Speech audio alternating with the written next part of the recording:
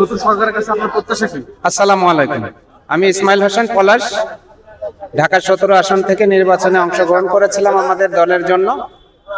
তো নতুন প্রধানমন্ত্রীর কাছে আমাদের প্রথম প্রত্যাশা হচ্ছে তিনি আমাদের দেশকে সন্ত্রাস এবং মাদক মুক্ত করবেন।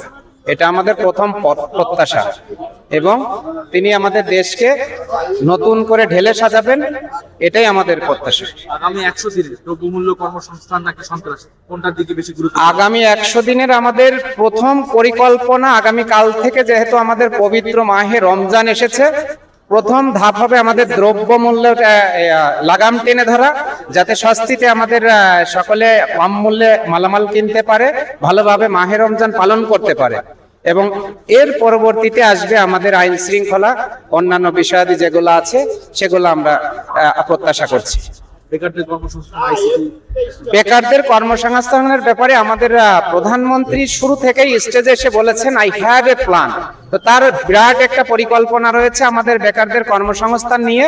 তো সে বেকারদের কর্মসংস্থানের ক্ষেত্রে আমরা আইসিটি ব্যবস্থাকে উন্নত করব, এবং আমাদের যে কলকারখানা মিল এগুলো আছে, আমরা ব্যবসার মাধ্যমে আমাদের দেশকে উন্নত দেশের কাতারে দাঁড় করাতে পারবো।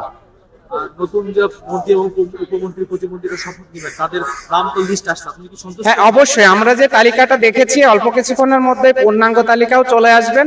তো আমরা এবার যেটা দেখেছি আমাদের নতুন মন্ত্রিসভা, তো এটা অত্যন্ত সৎ, যোগ্য এবং চৌকস, যারা পোরখা নেতা, প্রবীণ নেতা, তৃণমূল থেকে তুলে এসেছেন, ছোট বয়স থেকেই যারা রাজনীতি শিখেছেন, করে এসেছেন, তাদেরকে দিয়েই এবারের মন্ত্রিসভা গঠন করা হয়েছে। তো আমরা এনাদের কাছে অত্যন্ত প্রত্যাশিত যে তারা আমাদের দেশকে উন্নয়নের কাতারে অল্প সময়ের মধ্যে, অল্প দিনের মধ্যে দাঁড় করাতে পারবেন ইনশাআল্লাহ। Thank you.